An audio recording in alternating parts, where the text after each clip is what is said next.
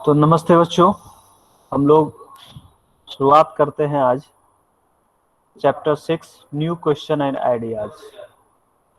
History का इस chapter में हम लोग मेन रूप से क्या क्या पढ़ेंगे, तो हम लोग बौद्ध और जैन धर्म के बारे में, बौद्ध और जैन के द्वारा जो आइडियाज दिए गए हैं उस आइडियाज के बारे में पढ़ेंगे, और ये न्यू आइडियाज का इमरजेंस कैसे हुआ, इसकी क्या थ्योरी थी, इन सारे चीज़ों को हम लोग आज डिस्कस करेंगे। किस तरीके से ये काम करते थे, किस तरीके से ये फंक्शन करते थे, इसको आज हम लोग डिस्कस करेंगे। तो सबसे पहले हम लोगों को ये देखना है स्टोरी ऑफ बुद्धाज, यानी भगवान बुद्ध की कहानी हम लोगों को सबसे पहले देखनी है। बुद्ध थे कौन? तो जैसा कि आप लोग जानते ही होंगे, काफी सारा कहानी बुद्ध के बारे में प्रचलित है। तो बुद्ध की कहानी के बारे में शुरुआत अगर हम करें तो सबसे पहले तो आपको ये जानना चाहिए कि बुद्ध जो थे वो बचपन में सिद्धार्थ के नाम से जाने जाते थे या फिर गौतम के नाम से जाने जाते थे। और यही सिद्धार्थ गौतम जब बड़े हुए, जब इनको ज्ञान की प्राप्ति हुई, then he founded the Buddhism, तब उन्होंने बौद्ध धर्म की स्थापना की। तो बुद्धिज्म का स्थापना जो है, बुद्धिज्म का जो फाउंडेशन है वो लगभग 2500 साल पहले रखा गया था। ये आज की बात नहीं है, लगभग 2500 ईयर एगो की बात है। And this was a time of rapid change in the life of people. ये वो समय था जिस समय पूरे दुनिया में, यानी कि उस समय के पूरे कंटेम्प्रेरी भारत में चेंजेज आ रहे थे। चेंजेज आने के पीछे बहुत सारे रीजंस थे। उसमें से एक बड़ा रीजन था कि उस समय का हिंदू धर्म, यानी सनातन धर्म में कई सारी बुराइयां आ चुकी थी। उस समय हिंदू धर्म ना होकर सनातन धर्म की बात होती, क्योंकि बौद्ध धर्म की जो उत्पत्ति है वो सनातन में जब बहुत सारी बुराइयां आ गई तो उसके रिफॉर्म को लेकर हुआ था। बौद्धिज्म जो है एक्चुअल में अगर देखें इनिशियली तो ये धर्म के रूप में एस्टेब्लिश नहीं हुआ, बल्कि ये एक रिलीजियस रिफॉर्म मूवमेंट था, धार्मिक सुधार आंदोलन था, जो बाद में एक धर्म के रूप में हमारे सामने आया। तो लगभग 2500 वर्ष पूर्व जब बुद्ध का जन्म हुआ, उस समय पूरे समाज में तेजी से परिवर्तन हो रहे थे। बहुत सारे ऐसे राजा शक्तिशाली हो गए थे। जनपद और महाजनपद का उस समय कॉन्सेप्ट। तो बुद्धाज ने क्या किया, गांव के जीवन में जो बदलाव आ रहा था उनके विचार को उन्होंने प्रभावित किया। सच्चे अर्थ में अगर जीवन को जानना है तो बुद्ध को जानना चाहिए। बुद्ध ने अपने जीवन को जानने के लिए लोगों को सिखाया कि आप पहले अपने जीवन को पहचानिए। बुद्ध जो थे वो एक राज परिवार से बिलोंग करते थे। कौन सा राज परिवार? तो एक शाक्य गण, एक छोटा सा राज परिवार था, उस गण के ये राजकुमार थे। गण का मतलब पिछले आप चैप्टर में पढ़ चुके हैं। मतलब ये गण या ये संघ जो था एक डेमोक्रेटिक सिस्टम से चलता था। ये डेमोक्रेटिक सिस्टम से काम करता था। हम लोग अगर जब भी संघ के बारे में पढ़ते हैं तो उस डेमोक्रेसी को पढ़ते हैं कि कैसे ही वो डेमोक्रेटिक तरीके से काम करता था। कई वर्षों तक उन्होंने अपने घर का जो सारा सुख सुविधा था उसको छोड़कर वन में भटकते रहे। किस लिए? सिर्फ और सिर्फ सर्च ऑफ नॉलेज के लिए। In the search of knowledge उन्होंने अपने यंग एज में, यानी 29 ईयर ओल्ड जब वो हुए, तो उन्होंने अपने गृह का त्याग कर दिया। और उस समय उनकी पत्नी थी, उसका एक बेटा जिसका नाम राहुल था, उसको उन्होंने रात में त्याग दिया। रात के अंधेरी रात में वो घर से बाहर निकल गए, और पूरे घर से बाहर निकल के वो काफी दूर चले गए, जंगलों में भटकते रहे, तपस्या किए, और फाइनली उन्होंने जो ज्ञान की प्राप्ति की वो मेडिटेशन से की। कैसे? He finally decided to find his own path of realisation and meditated for days on end under a peepal tree at Bodh Gaya इन बिहार। अब बिहार में एक जगह है बोध गया, जिसको पहले मगध के नाम से भी जानते थे। तो मगध यानी कि गया, गया के बगल में है आपका बोध गया। तो बोध गया में एक पीपल का वृक्ष, आज भी वो पीपल का वृक्ष है वहाँ पे। ओरिजिनल वो नहीं है क्योंकि उसको तो एक राजा हुआ था उसने तोड़ दिया था, तो वो वहाँ पे एक दूसरा पीपल का वृक्ष है, वही उनको ज्ञान की प्राप्ति हुई थी। और जब उन्हें ज्ञान की प्राप्ति हुई तो उनको बौद्ध के नाम से जाना गया, उनको कहा गया बुद्धास और द वाइज मैन। तो बुद्धास के नाम से उनको जाना गया। ये देखिए ये पिक्चर, ये जो कलाकृति है वो मिली है, इसको रखा गया है म्यूजियम में। इसके अलावा ये देखिए रंगीन पिक्चर जो बनाया गया है, कैलेंडर्स वगैरह में आपको ये पिक्चर देखने को मिल जाता होगा।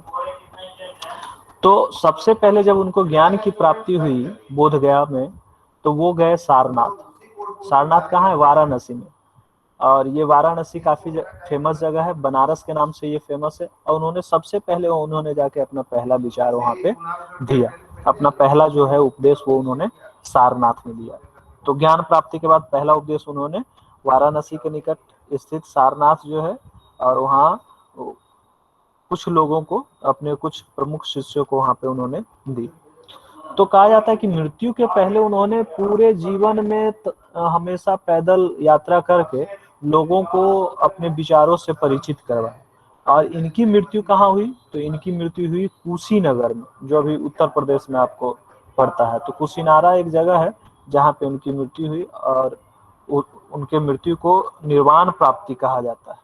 तो बुद्ध ने लोगों को क्या शिक्षा दी? बुद्ध ने लोगों को क्या बताया? बुद्ध ने लोगों को बताया कि life is full of suffering, ये जो जीवन है वो सिर्फ दुखों से भरा हुआ, full of suffering and unhappiness, कष्टों से भरा हुआ, दुखों से भरा हुआ। और ऐसा इसलिए होता है क्योंकि हमारी इच्छाएं और हमारी मतलब जो लालसाएं हैं, डिजायर्स जो है वो काफी ज्यादा है। हम हमेशा कुछ ना कुछ अपने दिमाग में, अपने जहन में ये रखे होते हैं कि हमको ये चाहिए, और यही कारण है कि हमें दुख होता है। कभी कभी हम तो ये चाहते हैं कि जो हमें प्राप्त हो गया है उससे संतुष्ट होते नहीं, और भी ज्यादा पाने की इच्छा हो जाती। बुद्ध इसको नाम देते हैं तृष्णा। तृष्णा मीन्स इच्छा। He thought that this constant craving could be removed by the following moderation in everything। और उनका सोचना था कि ये तरीका है, 8 अष्टांगिक मार्ग है जिससे ये इसको दूर किया जा सकता है। तो तृष्णा को, ये थ्रस्ट को, यानी कि इच्छा को ये कैसे दूर कर सकते हैं, तो उसके लिए उन्होंने तरीका बताया। क्या तरीका बताया? तो he also taught people to be kind and to respect the life of others including animals। Human being के लिए तो आपके अंदर रेस्पेक्ट होना चाहिए, काइंड होना चाहिए, दया भाव होना चाहिए। साथ ही साथ एनिमल्स के लिए भी आपके अंदर ये दया भाव होनी चाहिए। He believed that the result of our action, यानी जो हम करते हैं, काम जो करते हैं, कर्म, उसके आधार पे वेदर गुड और बैड, मतलब वो कर्म अच्छा होता है या खराब होता है, वो हमारे जीवन को इफेक्ट करता है। So the Buddha thought in the language of the ordinary people. Buddha जो भी सोचते थे, जो भी लोगों को बताते थे, वो साधारण भाषा में बताते थे जिससे कि लोग उसको समझ सके। और वो भाषा क्या थी? प्राकृत थी। यानी बुद्धिस्ट टेक्स्ट जो है आपको वो प्राकृत लैंग्वेज में मिलेगा। तो यहाँ पे 8 फोल्ड पाथ दिया गया है, जिसमें 8 फोल्ड पाथ के तहत ये जो है तृष्णा को खत्म किया जा सकता है। तृष्णा को खत्म करने का ये एक तरीका, 8 फोल्ड पाथ, जैसे राइट समाधि, right mindfulness, right view, right resolve, right speech, right conduct, right livelihood, right effort. तो ये 8 फोल्ड पाथ है जिससे हम लोग अपने जीवन को सुधार सकते हैं। तो बुद्ध ने कहा था कि लोग किसी शिक्षा को केवल इसलिए नहीं स्वीकार करें कि यह उनका उपदेश है, बल्कि वो अपने विवेक से, अपने बुद्धि से इस चीज को माने कि आखिर ये चीज जो कहा जा रहा है वो कितना सही है। एक बहुत प्रसिद्ध कहानी है बुद्ध के बारे में। इन बिटवीन देखिए, जो बच्चे बीच में जुड़ते हैं उनके लिए देखिए क्या परेशानी है कि हमें जाके उन्हें ऐड करना पड़ता है। अगर आप KVS RO से जुड़े रहेंगे तो आपको प्रॉब्लम नहीं होगा। आपको ऐड, जब भी आप रिमूव होते हैं तो अपने आप फिर आप ऐड भी हो जाएंगे, हमें एक्सेप्ट करने की जरूरत नहीं होगी। और हम ये जो क्लासेस है वो बीच में डिस्टर्ब करने का कोई बात नहीं होगा, एकदम कंटिन्यू चलते रहे। तो इन सब चीज़ों का हम लोगों को हमेशा ध्यान रखना चाहिए। और ज़्यादा से ज़्यादा लोग जल्दी से जल्दी आप अपने गूगल क्लासरूम से जुड़े। और बीच में अगर किसी बच्चे को कोई प्रॉब्लम हो तो आप अपना माइक ऑन करके हमें बताएंगे। तो एक बहुत ही फेमस कहानी है किस्तगामी की। बुद्ध के बारे में ये कहानी बहुत प्रचलित है। एक समय की बात है, किस्तगामी नाम की एक स्त्री थी जिसका पुत्र मर गया था और वह इस बात से बहुत दुखी थी। है? कोई भी औरत जो है अगर उसका बेटा मर जाए तो वो दुखी तो होगी। So she was so sad that she roamed through the street of the city carrying the child with her, asking for help to bring him back to life. और वो पूरे नगर में बच्चे को गोद में लेके घूम रही थी और लोगों से प्रार्थना कर रही थी कि कोई उसके बेटे को जीवित कर दे। तो एक भला आदमी जो था वो बुद्ध के पास उसे ले गया और बुद्ध ने उससे कहा, उसके प्रॉब्लम को जानकर बुद्ध ने उससे कहा कि bring me A handful of mustard seed, यानी कि मुझे एक मुट्ठी सरसों का बीज ला कर दो, and I will bring your child back to life, मैं तुम्हारे पुत्र को जीवित कर दूंगा। किस्तगामी बहुत प्रसन्न, बहुत खुश हुई। अरे वाह, एक मुट्ठी सरसों का बीज तो तुरंत ला के दे सकती है कहीं से भी, लेकिन एक कंडीशन उन्होंने रखा। जैसे ही बीज लाने के लिए वो जाने लगी तभी बुद्ध ने उसे रोका, है ना। Buddha stopped him, gently stopped her and added, उन्होंने शर्त रखा कि the seed must come from the house of a family where nobody has died। मतलब आपको वैसे ही जगह से लाना है सीड जहां से वो बीज जो है उसके घर में कोई व्यक्ति मरा नहीं हो। एक ऐसे घर से मांग के लाओ जहां किसी की मृत्यु नहीं हुई हो। तो किस्तगामी घूमना शुरू की, लगभग पूरे गांव के हर एक दरवाजे पे गई, तो कोई भी ऐसा घर उसे नहीं मिला जिसमें कोई व्यक्ति मरा ना हो। हर एक के, किसी के पिता, किसी के माता, किसी का बहन, भाई, पति, पत्नी, बच्चे, चाचा, नानी, दादी, दादा, यानी कोई ना कोई तो उसके घर में मरा ही था।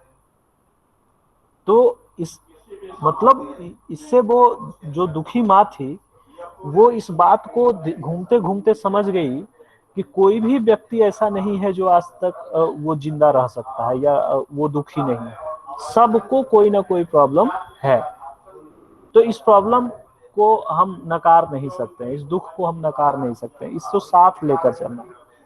तो जिस समय ये सारी बुद्ध उपदेश दे रहे थे तो उस दौरान और भी बहुत सारे चिंतक थे, बहुत सारे लोग थे, प्रोमिनेंट थिंकर्स थे उस समय, ब्राह्मण्स और आत्मन्स। So thinkers felt that there was something permanent in universe that would last even after death, यानी मरने के बाद भी कुछ रहता है, ऐसे लोग सोचने वाले थे। They describe this as the आत्मा, यानी कि मरने के बाद क्या रहता है, आत्मा रहता है।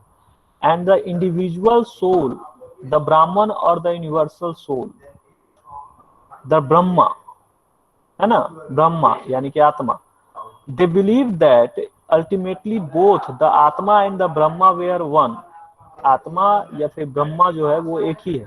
And many of their ideas were recorded in उपनिषद, उपनिषद में इन सारे चीजों को काफी जगह पे रिकॉर्ड किया गया, काफी सारे जगह पे इसकी बात की गई है उपनिषद के बारे में। तो उपनिषद क्या है, तो उपनिषद जो है वो है, इसका मतलब होता है अप्रोचिंग द सिटिंग नियर, यानी कि किसी के बगल नजदीक बैठकर उसके बारे में बात करना, चिंतन करना। तो उपनिषद जो उत्तर वैदिक ग्रंथ थे, यानी कि ऋग्वैदिक के बाद का जो समय था, उत्तर वैदिक ग्रंथ उसके हिस्सा है। और उपनिषद का शाब्दिक अर्थ होता है उपनिषद, यानी कि गुरु के समीप बैठना। और उसके बैठना मतलब गुरु के समीप बैठना किस लिए, ज्ञान की प्राप्ति के लिए। तो विद्यार्थियों के बीच बातचीत किया गया, या जो बातचीत हुई, जो थॉट्स आए, उसको उपनिषद के रूप में संकलित किया गया है, उसको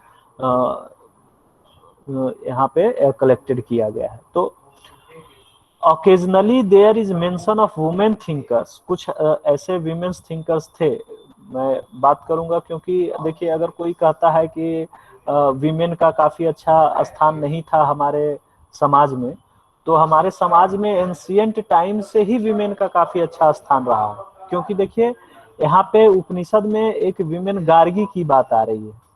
तो गार्गी क्या कौन थी? तो वो एक फेमस लर्नर थी, बहुत बड़ा विद्वान थी। और वो उस समय जो रॉयल डिबेट होता था, यानी कि राजा महाराजाओं के दरबार में जो डिबेट होता था, उसमें वो पार्टिसिपेट करती थी। तो इसका मतलब है कि उस समय भी विमेन को काफी अच्छा जगह प्राप्त था। और ये तो एक नाम आता है क्योंकि ये काफी प्रोमिनेंट रही होगी। अगर ये प्रोमिनेंट है तो इसके साथ और भी कई सारे ऐसी वुमेन्स होंगी जो इस समय विद्वान के रूप में काम कर रही होंगी।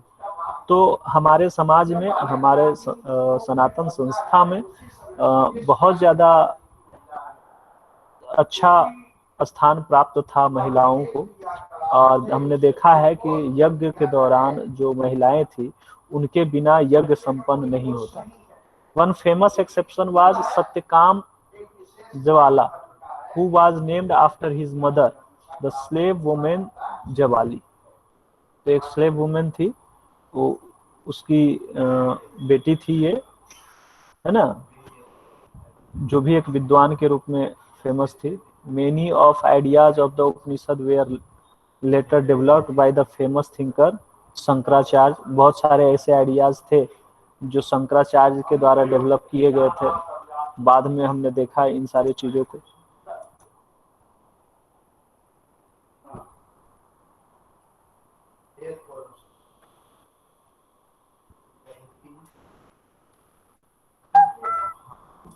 आगे हम लोग देखते हैं।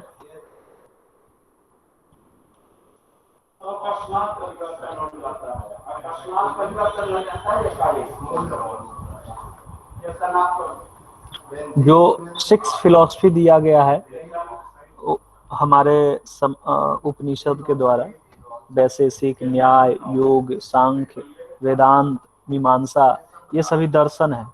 और इनके जो राइटर्स हैं, इनको लिखने वाले हैं, जैसे वैशेषिक के कनाद, न्याय का गौतम, योग का पतंजलि। अभी पतंजलि योग संस्थान जो हम देखते हैं वो इनके नाम से ही प्रेरित है। सांख्य कपिल, वेदांता वेद व्यास, मीमांसा जैमिनी। तो ये कई सारे दर्शन है। तो देयर आर नोन एज वैशेषिक, न्याय, सम्यक, सांख्य, योगा, पूर्व मीमांसा, वेदांता, उत्तर मीमांसा। सो these are said to be founded by the Kanad, Gautam, Kapil, Patanjali, Jaimini and Vyas respectively. And एक जर्मन जो इंडोलॉजिस्ट हैं फ्रेडरिक मैक्स मूलर, इन्होंने भी ये ऑब्जर्व किया है कि 6 सिस्टम जो है फिलॉसफी का, वो डेवलप है हमारे देश में and over many generation with contribute made by the individual thinker. तो कई सारे जनरेशन को इसने प्रभावित किया है हमारे समाज में, हमारे देश में इसका काफी अच्छा योगदान है। पाणिनि का नाम एक काफी ज्यादा फेमस है। पाणिनि के बारे में आप जानते होंगे, एक ग्रामेरियन थे, यानी कि बहुत बड़े व्याकरणाचार्य थे। इन्होंने भी अपना हमारे समाज में हमारे लैंग्वेज को डेवलप करने के लिए काफी अच्छा योगदान निभाया है। इनके बारे में कहा जाता है कि ये संस्कृत के बड़े ग्रामर, यानी कि संस्कृत व्याकरण के बड़े विद्वान थे ये। और इन्होंने अरेंज किया है वॉवेल एंड कॉन्सोनेंट को स्पेशल ऑर्डर में, and then used those to create formula like those found in algebra. जैसे हम लोग मैथ्स में फार्मूला यूज करते हैं,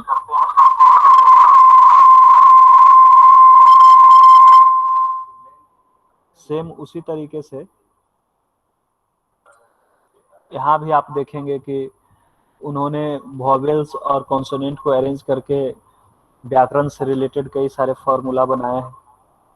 He used this to write down the rule of the language in short formula। लगभग 3000 लगभग formula उन्होंने बनाया है इस लैंग्वेज को पढ़ने के लिए। अब हम लोग यहाँ देखेंगे जैनिज्म को। अभी हम देख रहे थे बौद्धिज्म को, अब हम लोग पढ़ लेते हैं जैनिज्म। जैनिज्म क्या था?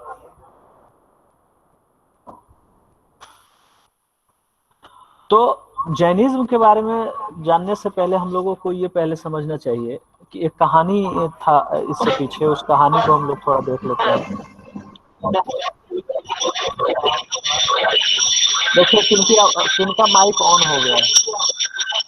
आर्यन, आर्यन आप अपना माइक ऑफ कीजिए। ऑफ हो गया? ज्वाइन हो गया था। माइक आप अपना ऑफ रखिए, ठीक है। तो जैन जिसके बारे में हम लोग पढ़ने जा रहे हैं, जैन में ये जो महावीर स्वामी है सबसे अंतिम तीर्थंकर थे। तीर्थंकर मतलब होता है जो उस धर्म का प्रचार प्रसार करने वाला, यानी उसके प्रचारक। तो ऐसा नहीं कि जैन जो है महावीर स्वामी से शुरू हुआ है, ये लगभग 2500 ईयर एगो जब जैन का जन्म हुआ और उन्होंने जब प्रचार प्रसार किया तो उसको सबसे ज्यादा पॉपुलैरिटी मिली। लेकिन इससे पहले भी ये काम कर रहा था। तो इससे पहले एक कहानी हम लोग पढ़ लेते हैं। एक वाइज बेगर का आपके बुक में कहानी दिया हुआ है और ये छांदोग्य उपनिषद से लिया गया है। तो सौनक और अभिप्रताड़ी नाम का दो ऋषि सार्वभौम आत्मा की उपासना करते थे, यानी कि आत्मा पे वो डिस्कस किया करते थे। उपनिषद में हमने देखा कि आत्मा पे ही डिस्कस होता था।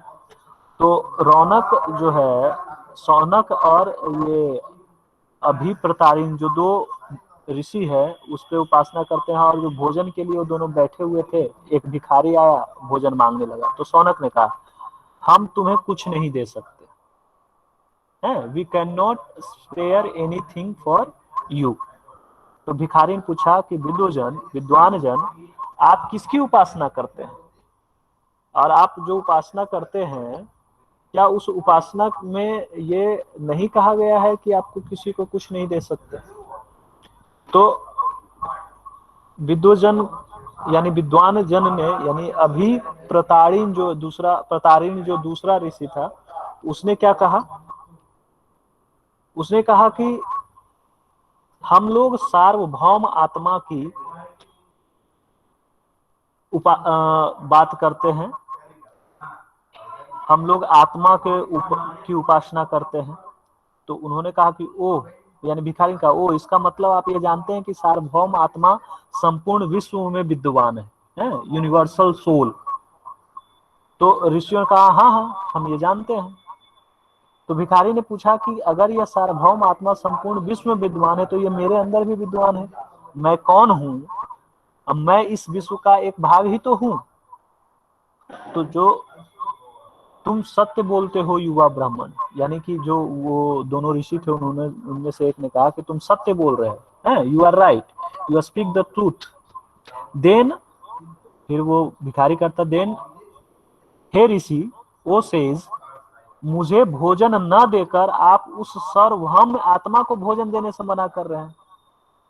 तो भिखारी की इस बात की सच्चाई जानकर ऋषि को ग्लानि हुई और उन्होंने उसे भोजन दिया कि हम जिस सार्वभौम आत्मा की बात कर रहे हैं उस सार्वभौम आत्मा को भोजन नहीं दे रहे हैं, इसका मतलब हम उस आत्मा को नहीं मान रहे हैं।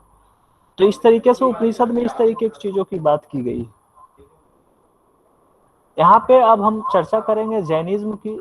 तो जैनिज्म में क्या है कि लगभग 2500 ईयर एगो जैन धर्म के 24वें जो तीर्थंकर थे, 24th तीर्थंकर वर्धमान महावीर स्वामी, उन्होंने अपने विचार का प्रचार प्रसार किया। तब जैन धर्म पूरे वर्ल्ड में, भारत से निकलकर पूरे वर्ल्ड में काफी ज्यादा फेमस हुआ। लेकिन बौद्ध धर्म की जो प्रसिद्धि थी वो उसको नहीं पा पाया। तो उसके पीछे कई सारे रीजन रहे, क्योंकि जैन धर्म में काफी ज्यादा कानून थे, काफी ज्यादा सिस्टम बनाए गए थे। सेम बौद्ध धर्म की तरह जैन धर्म में भी जो ये वर्धमान महावीर स्वामी थे 24वें तीर्थंकर, तो पहले कौन थे? तो पहले थे आपके पहले तीर्थंकर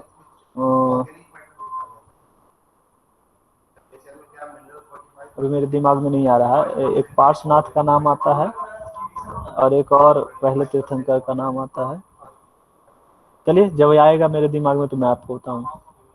तो ये जो 24वें तीर्थंकर थे ये भी आपके एक राजकुमार थे, और ये लिच्छवी गण, देखिए ध्यान रखेंगे, वहां जो हम बौद्ध की जब बात कर रहे थे तो वहां जैन बौद्ध जो थे वहां शाक्य गण के थे, और ये जो जैन है, जैन मुनि जो हुए, ये आपके लिच्छवी गण के, तो ये भी एक तरीके के डेमोक्रेटिक संस्था यानी डेमोक्रेटिक स्टेट के राजा थे, उसके राजकुमार थे। और ये बज्जी संघ का एक हिस्सा हुआ करता था, बज्जी संघ। तो at the age of 30 he left home and went at the age of 30, यानी कि 30 साल की उम्र में उन्होंने अपने गृह का त्याग किया था और जंगल चले गए। वहां बुद्ध जो थे 29 साल में अपने गृह का त्याग किया था। So for 12 year he led a harsh and lonely life. 12 साल तक इन्होंने काफी कठिन परिश्रम किया, काफी कठिन जीवन व्यतीत किया। And at the end of which he attend enlightenment, और अंतिम में उन्हें ज्ञान की प्राप्ति हुई। और ज्ञान की प्राप्ति में उन्होंने सबसे पहले जो कहा लोगों को, जो डॉक्ट्रिन्स दिया, जो उपदेश दिया, उन्होंने कहा कि men and women who wishes to know the truth must leave their home, यानी जिसको सत्य की प्राप्ति करनी है उसको पहले तो घर त्यागना होगा, यानी गृह त्याग करना होगा। And they must follow were strictly the rule of ahimsa, और अहिंसा को स्ट्रिक्टली फॉलो करना पड़ेगा, which means not hurting or killing living, यानी कोई भी मानव जाति हो या फिर पशु हो, किसी को भी आपको हर्ट नहीं करना। There were several form of Prakrit, और आप देखेंगे कि कई रूप में प्राकृत लैंग्वेज में इन्होंने लोगों को अपना विचार दिया है, अपने उपदेश दिया है। तो जो महावीर के फॉलोअर्स थे जैन से, उनको कहा गया जैना। तो उन्होंने बहुत ही साधारण लाइफ जीना शुरू किया, भीख मांगकर खाना शुरू किया, begging for food, and they had to be absolute honest and were specially asked not to steal. उन्होंने ऑनेस्ट रहने का, ईमानदार रहने का लोगों को तरीका सिखाया, चोरी न करने का तरीका सिखाया। And also they had to observe celibacy and men had to give up everything including their clothes. एक जो स्पेशल चीजें यहाँ पे आती है कि यहाँ पे मेन को यानी पुरुष को कुछ भी नहीं पहनने का, विदाउट क्लॉथ रहने की बात कही गई। So thousands left their home to learn and teach this new way of life. तो हर एक बार जैसे नया चीज कोई आता है तो लोगों के अंदर क्यूरियोसिटी होती है जानने की, तो हजारों की संख्या में लोग इनके साथ जुड़े और नए चीज को, नए लाइफ को, नए वे ऑफ लाइफ को जानने का प्रयास करने लगे। So many more remained behind and support those who become monk and nuns. बहुत सारे लोग जो इनके नन्स हो गए या फिर इनके जो अनुयायी हुए, चाहे वो भिक्षु, जैन भिक्षु या जैन भिक्षुनी हुई, तो उन्होंने इनके साथ अपना, इनके हिसाब से जीवन यापन करना शुरू कर दिया।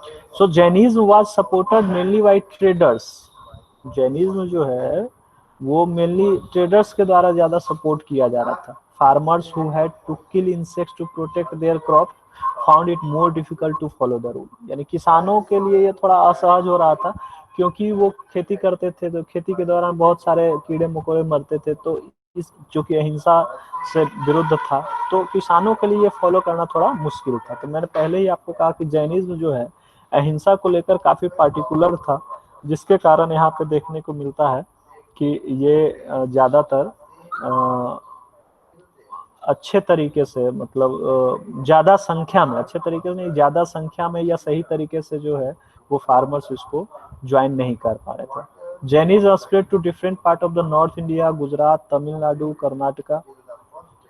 कर्नाटका तो बहुत फेमस है जैन श्रवण बेलगोला, जहाँ पे चंद्रगुप्त मौर्य ने अपने अंतिम जीवन व्यतीत किया, और वहीं उसने संथारा नाम का एक सिस्टम होता है जैन धर्म में, संथारा को उसने ग्रहण किया था जीवन के अंतिम समय में, और उससे उसकी मृत्यु हुई थी। So they were written down in form which they are presently available at the place called Vallabhi in Gujarat about 1500 year ago. Jain word कैसे बना है, तो जैन जो है वर्ड जिन से है, जिन मतलब ज्ञान, इसका मतलब कनक्योर करना, जीत लेना, है ना। तो जैन के बाद हम लोग देखते हैं संघ को। संघ क्या था, तो महावीर और बुद्ध दोनों जो थे उन्होंने अपना घर त्याग किया था, किस लिए, ट्रू नॉलेज की तलाश में। And they arrange for them to stay together in Sangha association of those who left their homes. तो जिन्होंने भी गृह त्याग किया था उनके लिए रहने की व्यवस्था कैसे की जाए, तो इसके लिए एक संस्था की स्थापना की गई जिसको कहा गया संघ, यानी एक संगठन का स्थापना किया गया जिसको संघ कहा गया। And the rule made for the Buddhist Sangha were written down in book called Vinaya Pitaka. देखिए बुद्ध का जो लिटरेचर है पीटक, त्रिपीटक है, अभिधम पीटक, विनय पीटक और सुत पीटक। तो उसमें विनय पीटक में जो है इस रूल्स को संग्रहित किया गया, कलेक्ट किया गया। क्या है, तो all main could join the संघ, सभी पुरुष को संघ ज्वाइन करना है ना। However, children had to take the permission of their parent and slaves that of their masters.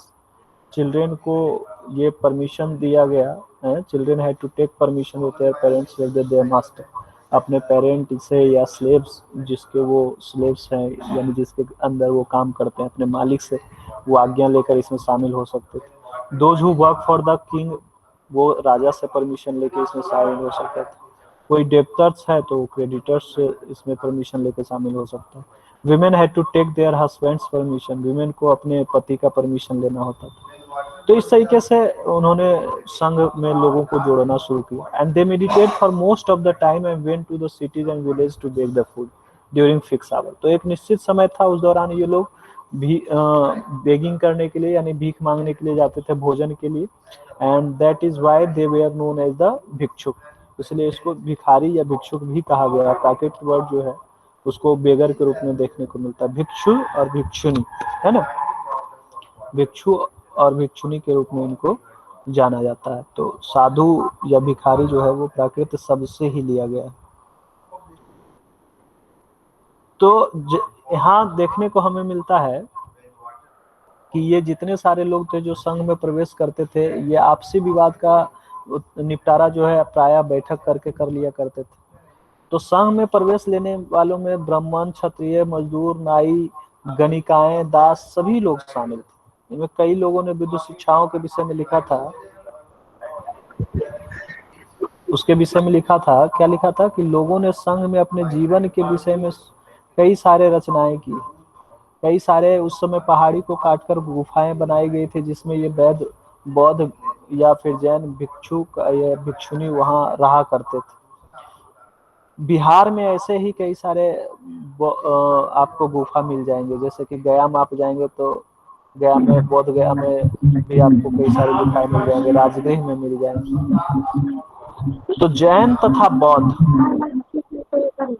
Jain या बौद्ध जहां भी ये रहा करते थे, ये ज्यादातर क्या करते थे कि पूरे साल एक स्थान से दूसरे स्थान तक घूमते रहते थे और फिर ये अपना उपदेश दिया करते थे। To begin with, बौद्ध, Jain, Buddhist monk went from place to place throughout the year. पूरे साल एक जगह से घूमते रहना है और इनको वो अपना उपदेश देना है। तो जहां ये रहते थे उसको कहा जाता था मोनेस्ट्रीज, यानी विहार, है ना, मठ। ऐसे समय में वो अपने अनुयायियों द्वारा उद्यानों में बनाए गए अस्थायी निवास में या पहाड़ी क्षेत्र के प्राकृतिक गुफाओं में निवास करते थे। जब कोई टेम्पोररी समय होता था, जैसे वर्षा काल जब होता था, जिस समय ये पूरा घूम नहीं सकते थे जगह जगह पे, तो ऐसे समय में ये लोग किसी एक खास जगह पे रहते थे, शेल्टर बना, नेचुरल केव में या फिर हिली एरिया में, है ना। तो at this time went on many supporter of the monks and nun and they themselves felt the need for more permanent shelter and so monasteries were built. तो इनके रहने के लिए जरूरत जैसे जैसे पड़ने लगा वैसे वैसे स्थायी जो है वो शरण स्थल का आवश्यकता अनुभव किया गया और फिर धीरे धीरे कई सारे विहार बने और इसी मोनेस्ट्रीज यानी विहार के नाम पे बिहार का नाम बिहार पड़ा है। तो आरंभिक विहार जो है लकड़ी के बनाए जाते थे, बाद में इसका निर्माण ईंट का प्रयोग किया जाने लगा। आप चले जाइए राजगीर तो बहुत सारे विहार आपको मिल जाएंगे और खास करके जितने भी विहार होते थे इनको ज्यादातर पहाड़ी पे ही बनाया जाता था। तो बौद्धिस्ट टेक्स्ट जो भी है उसमें ये सारी चीजें डिस्कस करने को आपको मिले। तो बौद्धिस्ट टेक्स्ट का एक बहुत बड़ा ये आप देखेंगे पॉजिटिविटी कि इसमें ये बातें कही गई है कि जिस तरीके से महासागर में मिलने पर नदियां अपनी पहचान खो देती, अलग अलग पहचान जो होता है समाप्त हो जाता है, ठीक उसी तरीके से बौद्ध धर्म में अगर कोई प्रवेश कर लेता है तो जो अपना उसका वर्ण होता है, यानी कि ब्राह्मण, क्षत्रिय, राजपूत, यादव, कुमार, ये इस तरीके का कोई भी जो वर्ण व्यवस्था है या फिर जो 4 वर्ण व्यवस्था हम लोगों ने देखा है एंशियंट टाइम से जो 4 वर्ण व्यवस्था चला आ रहा था, क्षत्रिय, वैश्य, शूद्र, है ना, तो ये सारा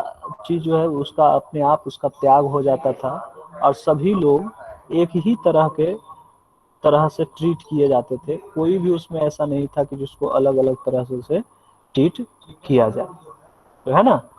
तो इसके आगे हम लोग देखते हैं, कहता है कि very often the land on which the vihara was built was donate by a rich merchant or a land over. तो बड़े बड़े उस समय व्यापारी राजा हुआ करते थे, जो प्रायः देखने को मिला है कि बिहार के निर्माण के लिए धन दिया करते थे। The local people come with gift of food, local जो लोग होते थे वहाँ आसपास के गांव में रहने वाले लोग फूड, क्लॉथ, मेडिसिन मॉन्क्स या नन्स को दिया करते थे, और रिटर्न में ये लोग क्या करते थे, तो उनको उपदेश दिया करते थे। Over the century Buddhism spread to many part of the subcontinent and beyond. अब बुद्धिज्म को पूरे वर्ल्ड में फैलाने का भी काम किया गया। इसमें हमारे देश के राजा महाराजा ने काफी ज्यादा योगदान दिया। तो सनातन धर्म में ये बौद्ध और जैन धर्म का जो इमरजेंस हुआ, वो इमरजेंस एक कह सकते हैं समाज सुधार आंदोलन के रूप में हुआ, जिसको यहाँ पे हमारे देश में एक्सेप्ट किया गया, हमारे देश के लोगों ने उसे एक्सेप्ट किया और इसका प्रचार प्रसार पूरे वर्ल्ड में हुआ। अब हम लोग बात करते हैं आश्रम की। हमारे सनातन में आश्रम व्यवस्था है, जिसमें 4 तरह के आश्रम आते हैं, है ना, ब्रह्मचर्य, गृहस्थ, वानप्रस्थ और सन्यास। तो ये आश्रम की व्यवस्था की गई है। तो ब्रह्मचर्य, गृहस्थ, वानप्रस्थ और सन्यास नाम का 4 आश्रम है। और जैनिज्म और बुद्धिज्म जो है, around the time when Jainism Buddhism जो काफी पॉपुलर हो रहा था, तो इसी समय इन ब्राह्मण्स ने ये सिस्टम डेवलप किया। और instead of the stage of life 4 आश्रम वे रिकॉग्नाइज। अपने जीवन को ही 4 स्टेज में आप देख सकते हैं, ब्रह्मचर्य, गृहस्थ, वानप्रस्थ और सन्यास के रूप में। तो ब्राह्मण, क्षत्रिय और Vaishya were expected to lead simple life and study the Vedas during the early years of the life. शुरुआती दिनों में आप देखते हैं कि जो ये लोग होते हैं अपना जीवन इसी तरीके से ब्रह्मचर्य में व्यतीत करते हैं। दे हैड टू मैरी, जब वो शादी कर लेते हैं हाउस होल्डर्स के रूप में वो काम करने लगते हैं, तो गृहस्थ आश्रम में चले जाते हैं। फिर जब हम लोग गृहस्थ आश्रम खत्म हो जाता है, तो हमारा तो हम लोग फॉरेस्ट में मेडिटेशन के लिए चले जाते हैं, तो उसको वानप्रस्थ कहा जाता है। फिर वानप्रस्थ के बाद जब हमें ज्ञान की प्राप्ति हो जाती है, तो फिर हम सन्यासी कहे जाते हैं। तो हमारे जीवन का 4 आश्रम है, इस 4 आश्रम के हिसाब से हमें चलना चाहिए, ये हमें उपनिषद के द्वारा सिखाया गया। तो generally women were not allowed to study the Veda. Generally women को ये अलाउ नहीं किया गया था कि वेदों का स्टडी करें, लेकिन प्रायः अपने पतियों द्वारा पालन किए जाने वाले आचरणों का अनुसरण करते थे। लेकिन बहुत सारे ऐसे विदुषी, बहुत सारे ऐसे विद्वान स्त्री भी देखने को मिली है, जैसे पीछे नाम आया था गार्गी का। तो ये तो हमने पढ़ा कि नए आइडियाज यानी जैन और बौद्धिज्म का कैसे हमारे देश में प्रादुर्भाव हुआ, कैसे डेवलपमेंट हुआ, लोगों ने किस तरीके से उसको समझा, पाला।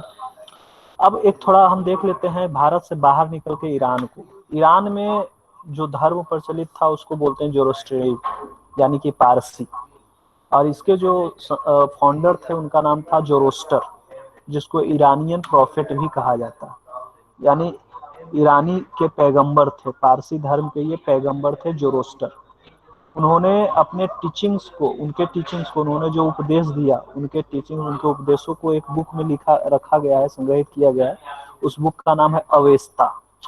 इस अवेस्ता में जो जोरोस्टर थे, उन्होंने जो लोगों को उपदेश दिया उसको संकलित करके ये बुक तैयार किया गया है। और ये पारसी धर्म के लिए, पारसियों के लिए एक पवित्र पुस्तक।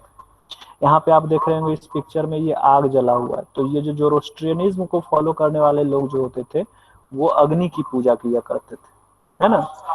The language of Avesta and the practice describe in the very similar to those of Vedas. और इनका जो टीचिंग्स हम लोग देखते हैं वो वेदास से मिलता जुलता है, वेद से मिलता जुलता है। थाउजेंड्स ऑफ ईयर्स जो थे, मोर थाउजेंड्स ऑफ ईयर्स, जोरोस्ट्रियनिज्म जो एक मेजर रिलीजन के रूप में वहाँ डेवलप हुआ। और after some time Zoroastrian migrated from Iran and settled down in coastal town of Guja। और जब यहाँ पे आप देखते हैं कि जब विदेशियों का यहाँ आक्रमण होने लगा जब यहूदी और क्रिश्चियनिज्म और इस्लाम का फिर जब प्रादुर्भाव हुआ, जब इनका इमरजेंस हुआ, तो इस्लाम का जो प्रचार प्रसार करने वाले लोग थे जब वहाँ पहुँचना शुरू किए, तो बहुत सारा माइग्रेशन यहाँ होता है। और ईरान का माइग्रेशन जब होता है, यहाँ बहुत सारे लोग कन्वर्ट हो जाते हैं, और उसके बाद जब इनका माइग्रेशन होता है तो ये बहुत सारे लोग भाग कर इंडिया पहुँचते हैं और गुजरात के कोस्टल एरिया में आकर ये अपना निवास स्थान बनाते हैं। तो अभी अभी आप देखेंगे कि गुजरात और महाराष्ट्र में पारसी समुदाय के लोग बहुत सारे लोग रहते हैं। तो जब ईरान, जो अभी आप देखेंगे कि इस्लामिक कंट्री के रूप में स्टेब्लिश है, तो ईरान एक समय था कि वहाँ पारसियों यानी जोरोस्ट्रियनिज्म का शासन था, और वहाँ के सभी लोग जोरोस्टर को मानते थे, पारसी समुदाय के लोग थे। लेकिन अब वहाँ पारसी का नामो निशान नहीं। तो पारसी समुदाय के लोग अब जो भी बचे हैं, बहुत वर्ल्ड में काफी कम बचे हैं, और सबसे ज्यादा संख्या उनकी इंडिया में है, जो खास करके ये गुजरात और महाराष्ट्र के कोस्टल एरिया में जो उस समय आकर बसे थे, और धीरे धीरे भारत के आंतरिक क्षेत्र में भी आकर इनका इनका कह सकते हैं कि सेटलमेंट हुआ। तो दे वेयर द एंसेस्टर्स टुडे। आज जो भी आपको यहाँ मिल रहे हैं वो उसी समय के लोगों के अग्रज हैं। तो इस तरीके से आपने पूरा देखा, बौद्ध, जैन, और एक शॉर्ट इंट्रोडक्शन मिला हमें जोरोस्ट्रियनिज्म का। तो ये जितने भी आप धर्म देख रहे हैं, ये सभी धर्म क्या है, एक आइडियाज है, एक विचार है ना, जो लोगों को एक नया तरीका देता है।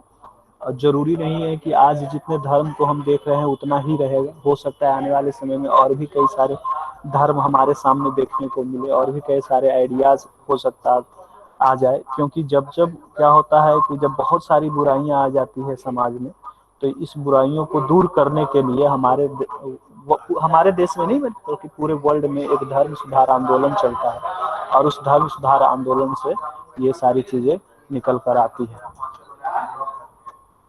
तो बच्चों, मुझे आशा है कि आप लोग अच्छे तरीके से इसको समझ गए होंगे, और किसी तरीके का कोई क्वेश्चंस हो तो आप हमसे पूछें।